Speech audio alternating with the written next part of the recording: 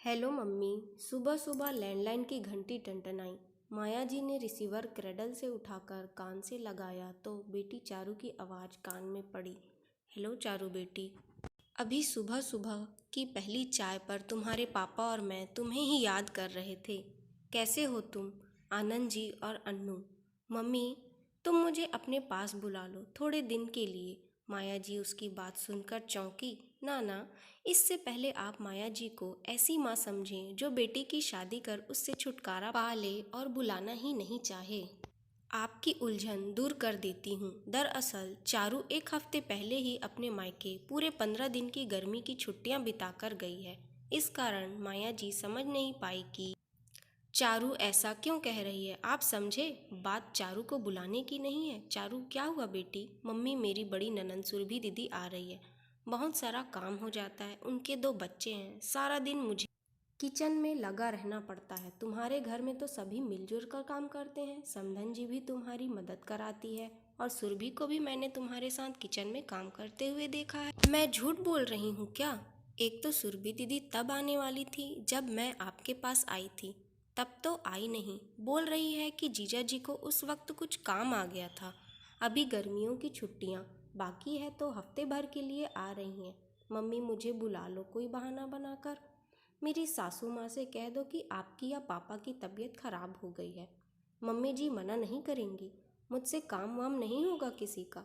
माया जी चारू के विचार जानकर हतप्रभ रह गई। चारू के सास ससुर उसको अपनी बेटी के समान रखते हैं। ना कोई रोक ना कोई टोक। हर काम में समधन जी हेल्प करती है।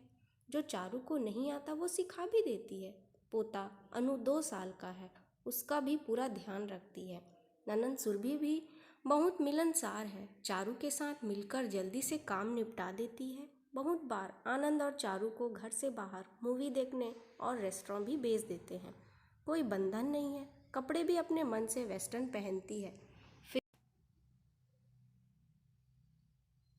अगर ऐसी समझदार ननंद एक हफ्ते के लिए आ रही है तो क्या परेशानी है? माया जी को पता चल गया कि चारू को एहसास कराना ही होगा कि वह ठीक नहीं कर रही है। आज नहीं तो फिर कभी नहीं। वे चारू को नहीं समझा पाएंगी अगर आज चुप रहकर उसकी ये डिमांड मान ली। चारू, तुम्हारे घर में तो तुम पर कोई बंधन नहीं है, ना पहनने का, कहीं आने जाने पर। समधन जी और सुरभि तुम्हारे साथ कामों में लगी रहती है, बल्कि कई बार तो तुम्हें और आनंद जी को अकेले बाहर भी भेजती रहती हैं। अगर वो तब नहीं आ पाई जब तुम यहाँ आई थी तो सुरभि के माँ पापा का घर है, जब चाहे आ सकती है। तुम ज़रा से काम से डर कर यहाँ भाग आना चाहती हो। अरे मम्मी, तुम खफा हो गई। तुम मेरी मम्मी होकर मेरी परेशानी नहीं समझ रही हो और मेरे ससुराल वालों सब्सक्राइब जरूर करें। मेरे ससुराल वालों की वकालत कर रही हो। मैं सच कह रही हूँ चारू। माया जी एक क्षण रुककर फिर बोली। इस हिसाब से तो तुम्हारे यहाँ रहने तक तुम्हारी भाभी सुधा को भी अपने मायके ही चले जाना चाहिए। तुम्हारे आने से उस पर भी काम पड़ता है। वो तो नहीं जाती, उल्टा तुम्हारे आने की राह देखती है। मम्मी, कैसी बात कर रही हो? आप मुझे बुलाना नहीं चाहती हो, ये कह दो ना। मेरी बात समझ तो तुम भी रही हो चारू। जो तुम अपनी ननंद के आने पर करो और वैसा ही तुम्हारे आने पर तुम्हारी भाभी करने लगे तो बुरा क्यों लग रहा है तुम्हें? चारू, मैंने सिर्फ तुम्हें कहा है, तुम्हारी भाभी ऐसा कभी नहीं सोचती।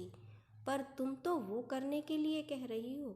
अब तुम जो भी समझो कि मम्मी गुस्सा हो गई है इसलिए कह रही है, तुम्हारी मर्जी।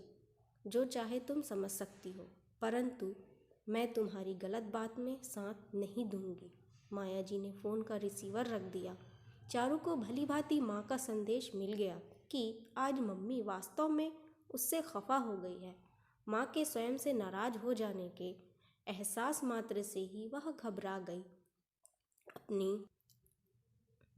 प्लीज़ चैनल को सब्सक्राइब जरूर करें और लाइक भी।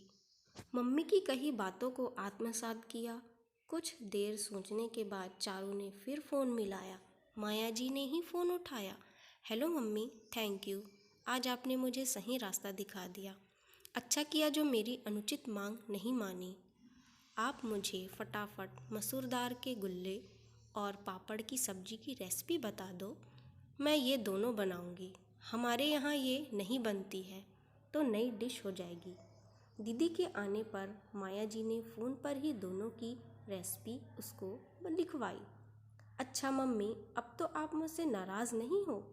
बेटी, माँ कभी बच्चों से दिल से खफा नहीं होती, पर सही गलत बताने के लिए नाराज़गी दिखानी पड़ती है। अगली छुट्टियों में तुम्हारा बेसब्री से इंतज़ार रहेगा।